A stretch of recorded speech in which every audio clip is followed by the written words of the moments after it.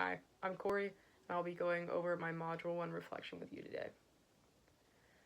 Throughout the last couple weeks in this class, we have increasingly gained knowledge about what cognitive sciences are, who are the main people who bring in the concepts of cognitive science, how cognitive science has impacted us in the past and as well as in the future, even present day. And you may be asking yourself, what even is cognitive science? Well, you're in the right place.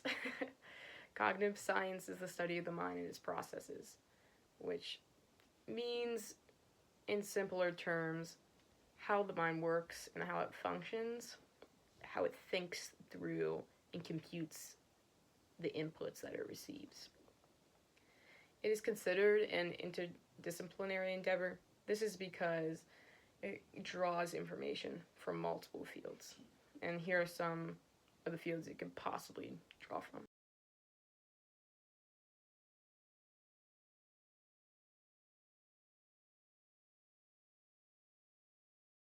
Some questions you may be asking yourself or regularly hear within the cognitive science field is AI truly thinking? Is AI intelligent? Can AI feel? Does AI possess the capability to be conscious?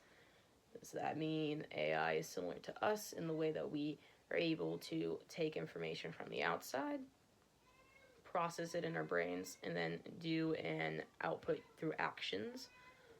Or is AI just a tool that mimics how humans think, how humans feel?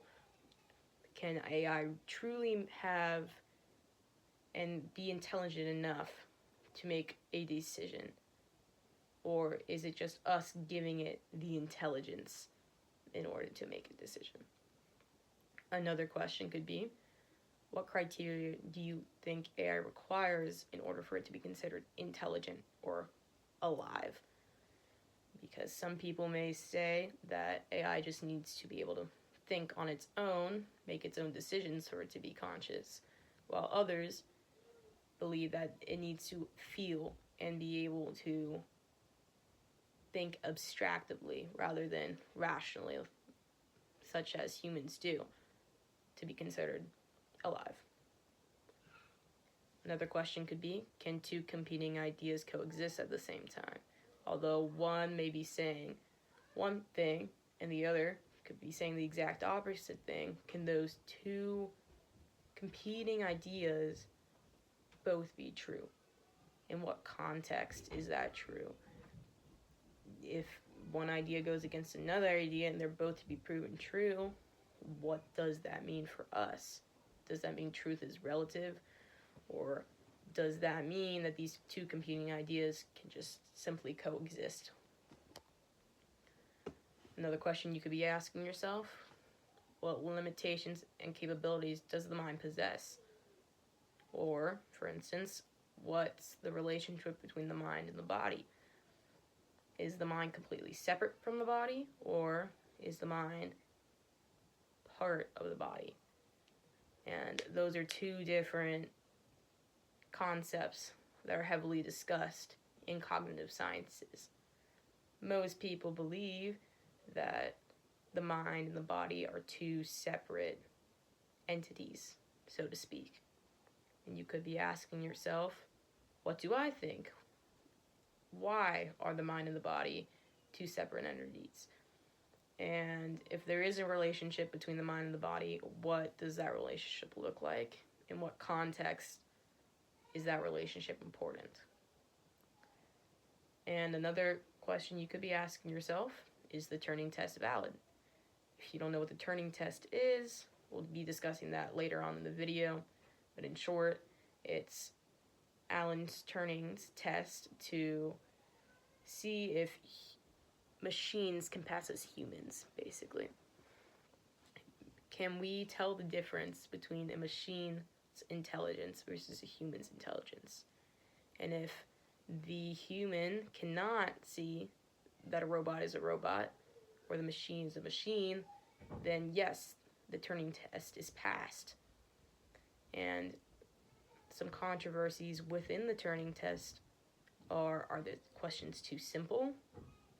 What's the criteria that should be considered or required for the Turing test to be valid? Does the Turing test need to be changed as AI advances and becomes more intelligent and able to mimic humans more and more?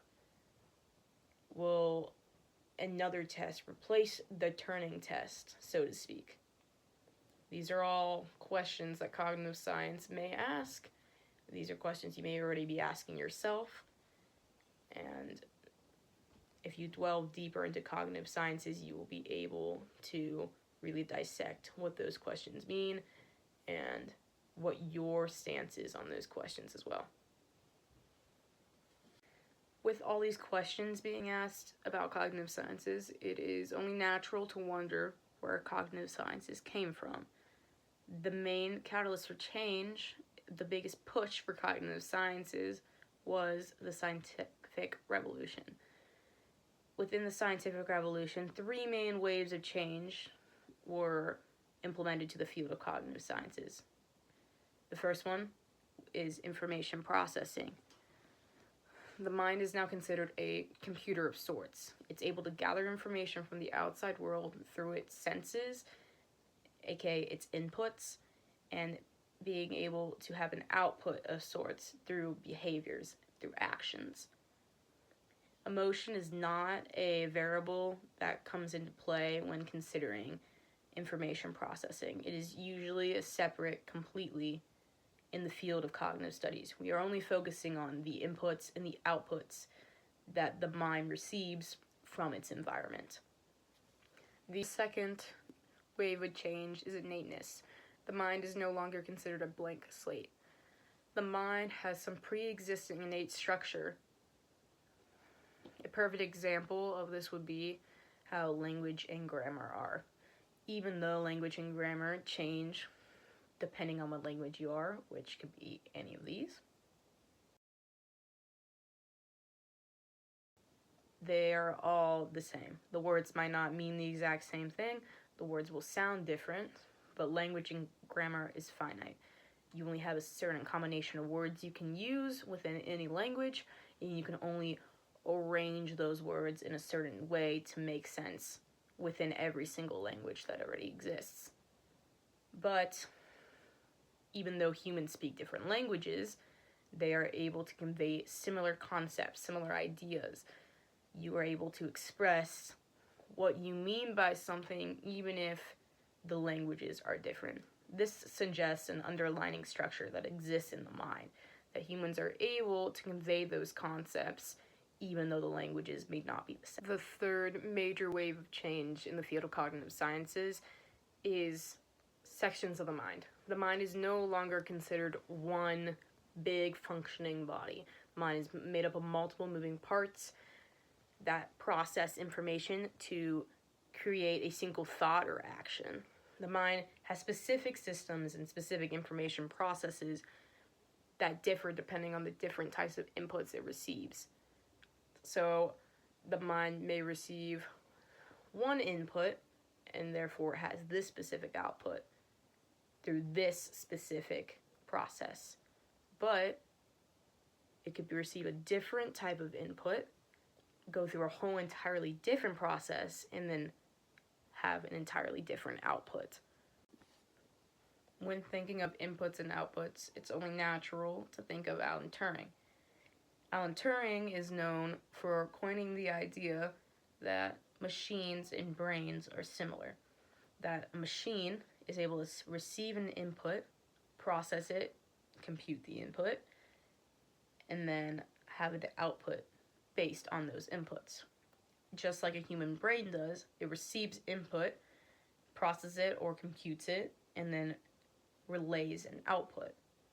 Therefore, the machine is brain-like. It is like a human's brain, taking in the inputs, giving out an output. But Turing would not only come up with the idea of being brain-like, he would also coin the idea of the Turing test, hence the name. And the Turing test is a standardized test to prove if AI was intelligent enough to pass as a human. So, if an AI was able to pass for human, to another human, then yes, the Turing test would be successful because a human would not be able to recognize that it's actually a robot, not a human behind the screen, so to speak. But Alan Turing's tests and his concepts that he came up with really set the groundwork for the future of AI.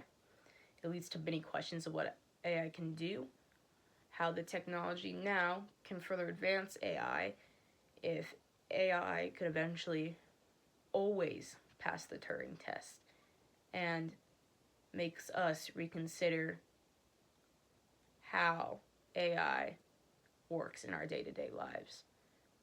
And Alan Turing plays a very big role in cognitive sciences in that regard when it refers to AI. Because cognitive sciences is all about how the mind processes information and how it works. Alan Turing is simply using those same concepts of cognitive sciences and relating it to a brain-like computer. So Alan Turing and cognitive sciences will always be hand in hand.